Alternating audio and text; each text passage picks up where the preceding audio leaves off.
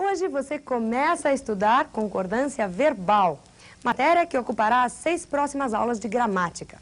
Você vai perceber como este tema exige fôlego. Então, lápis e papel na mão, porque há muito o que anotar. Oi, tudo bem? Nós já estudamos nas aulas passadas os casos de concordância nominal. Pois é chegado o momento de nós estudarmos os casos de concordância verbal. Esse é um assunto também extenso, nós vamos levar algumas aulas tratando disso. Bem, se você viu que lá na concordância nominal os adjetivos concordavam com os substantivos em gênero e número, agora a história é um pouco diferente. Nós vamos ver que os verbos é que concordam com o seu sujeito e concordam em número e pessoa. O que quer dizer isso? Quer dizer que eles concordam de acordo com a pessoa gramatical. Quando nós falamos em número, estamos pensando em singular e plural. E pessoa, as pessoas gramaticais. Primeira, segunda e terceira, que são representadas pelos pronomes pessoais do caso reto. Eu, tu, ele no singular, nós, vós, eles no plural. Tudo bem? Bem, então nós vamos observar já logo de princípio que muitas vezes os verbos vão aparecer concordando com um pronome pessoal do caso reto que não está explícito na frase. Quer dizer, ele não precisa necessariamente estar escrito lá para que o verbo opere essa concordância. Isso é o que a gente chama de sujeito oculto, elíptico, desinencial. Isso pode acontecer graças à propriedade que o verbo tem de se flexionar em número e pessoa. Essas flexões verbais que se manifestam por meio das desinências é que vão ser responsáveis por esse processo. Eu vou mostrar para você um primeiro exemplo que trata exatamente disso. Vamos observar um sujeito simples. Veja. Então, nós temos aqui o verbo sem o pronome pessoal do caso reto. Quando você diz fui a Porto Alegre, está claro que o sujeito disto é eu fui. Dizemos sujeito elíptico, desinencial, oculto, como quiser. Mas temos aqui fui, e é a própria terminação verbal, a própria forma que o verbo assume nesse caso, que nos informa que o sujeito é a primeira pessoa do singular. A mesma coisa aqui, alistei-me e marchei para a campanha. Então, note como a estrutura da frase se torna muito econômica exatamente por causa do fenômeno da concordância verbal. Nós não precisamos estar repetindo o pronome pessoal do caso reto, o que ficaria muito desagradável. Eu fui a Porto Alegre, eu alistei-me, eu marchei. Não é necessário, exatamente porque o verbo se flexiona. Este aqui é o caso mais simples de concordância verbal. É a aplicação direta da regra geral, ou seja, o verbo concorda em número e pessoa com seu sujeito. Isso, sujeito simples. Mas você já estudou também a existência do sujeito composto. Sujeito composto é aquele que tem mais de um núcleo. Muito bem, se o sujeito é composto, se o verbo vai incidir sobre mais de um núcleo. Obviamente, esse verbo irá para o plural. A questão que se coloca é, irá para o plural, mas em que pessoa? Há 2 casos básicos. Se esses núcleos do sujeito se encontrarem, todos eles, na terceira pessoa do singular, naturalmente o verbo irá para o plural na terceira pessoa. Vamos ver? Então, temos aqui, a noite, o tempo, o mundo rodam com precisão legítima de aparelho. Este caso é bastante simples, mas é conveniente estudar para que a gente entenda a lógica do procedimento. Assim, os casos mais complicados também vão se tornar igualmente fáceis como este. Aqui nós temos 3 núcleos de terceira pessoa do singular. A noite, o tempo, o mundo, que configuram o sujeito composto. O verbo rodar tem que estar no plural porque o sujeito é composto. Mas em que pessoa se encontra? Terceira, porque os 3 núcleos são de terceira. Então, o verbo na terceira do plural, concordando com este sujeito composto de 3 pessoas no singular. Mas o maior problema acontece quando nós encontramos um sujeito composto de pessoas gramaticais diferentes. Por exemplo, tu e ele, eu e tu. Como é que nós fazemos a concordância verbal nesse caso? Você vai gravar que se o sujeito é composto, o verbo deverá ir para o plural, porque ele vai incidir sobre mais de um núcleo. Ora, em que pessoa? Grave o seguinte, a primeira pessoa prevalece sobre a segunda prevalece sobre a terceira. O que será que quer dizer isso? Bom, prevalece no sentido de que se você tiver um sujeito formado da primeira do singular e da segunda, você põe o verbo no plural, mas na primeira do plural. Eu e tu conhecemos a verdade. Vamos ver então os exemplos do vídeo e vamos anotar. Olha, eu e tu conhecemos o caminho. Por quê? Eu e tu, pessoas gramaticais diferentes. Eu, primeira, tu, segunda. Verbo no plural, em que pessoa? Primeira, primeira do plural. Primeira prevalece sobre a segunda, mas joga no plural. Tudo bem? Agora olha aqui. Tu e ele conheceis o caminho.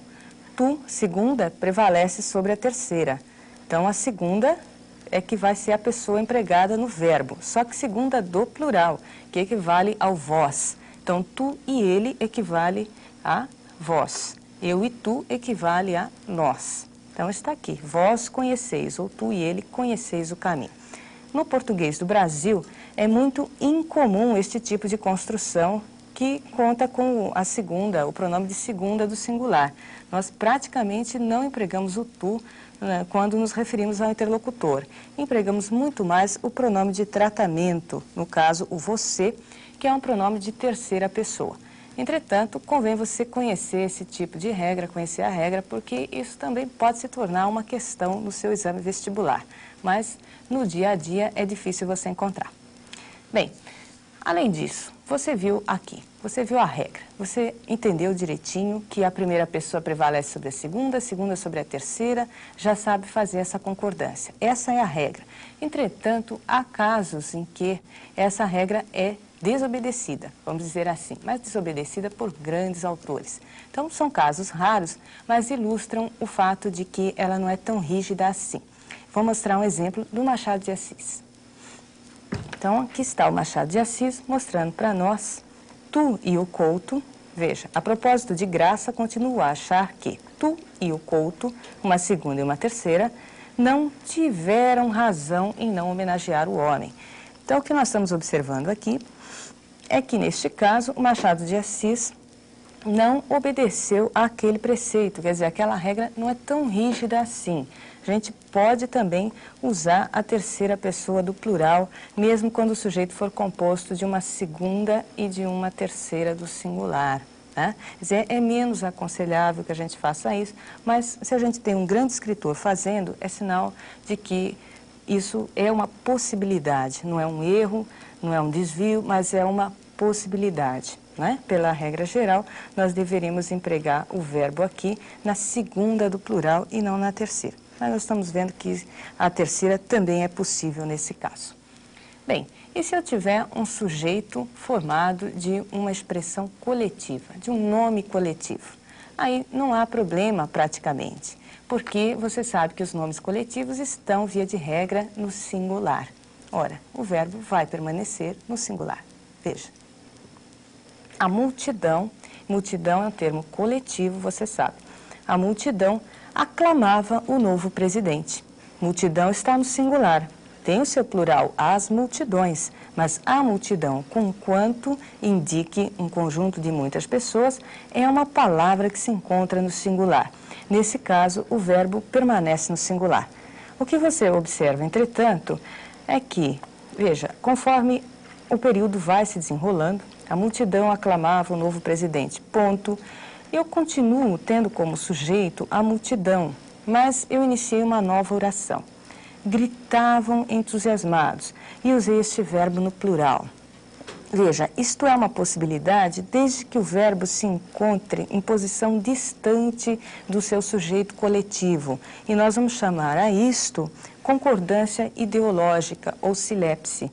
Então, aqui no caso, gritavam, está concordando com a ideia que está contida dentro da palavra multidão, ou seja, com a ideia de várias pessoas. Bem, visto isso, cabe agora nós lembrarmos o caso do coletivo, que é especificado por alguma expressão, por alguma qualidade. Então, vamos ver como acontece. Nós vamos ter uma dupla opção de concordância. Veja. Então, aqui o primeiro caso que você já estudou comigo. A multidão aplaudia de pé o espetáculo. Essa é a única possibilidade. E veja, eu não poderia fazer a silepse aqui. A multidão aplaudiam, de modo algum. A silepse só acontece quando o verbo está distante do sujeito coletivo. Então, aqui é a única possibilidade.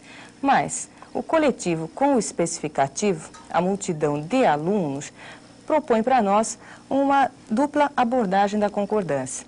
A multidão de alunos abraçava o professor ou então a multidão de alunos abraçavam o professor. A primeira seria talvez a concordância mais lógica, não é? Na medida em que o núcleo desse sujeito é a palavra multidão e nós devemos fazer a concordância com o núcleo do sujeito, não é? Então está aqui, eu estou enfatizando a ideia de conjunto, a ideia do todo. Né? Então você vê que existe um matiz significativo diferente aqui. Aqui eu enfatizo a ideia do todo com o verbo no singular. Mas a multidão de alunos abraçavam o professor é quase como se houvesse uma contaminação desse termo no plural para o verbo. E eu passo aqui a enfatizar os alunos e não mais a ideia do conjunto, mas os alunos talvez separadamente, se quisermos pensar assim. Tá? Então existe uma pequena diferença de caráter semântico, mas isso não muda nada na regra em si. Tá? É possível também que o sujeito seja formado por expressões de natureza partitiva, coisas como grande parte, o resto, a maioria de, né? E o que acontece quando nós fazemos isso? Vamos anotar o exemplo que eu mostro para você. Grande parte sempre vem seguido de um substantivo, né? Substantivo no plural, poderia ser um pronome também, grande parte deles ou delas, né? Eu posso fazer a concordância de duas maneiras. Grande parte das pessoas chegou e o verbo no singular concorda especificamente com grande parte, a mesma coisa que nós observamos há pouco, né?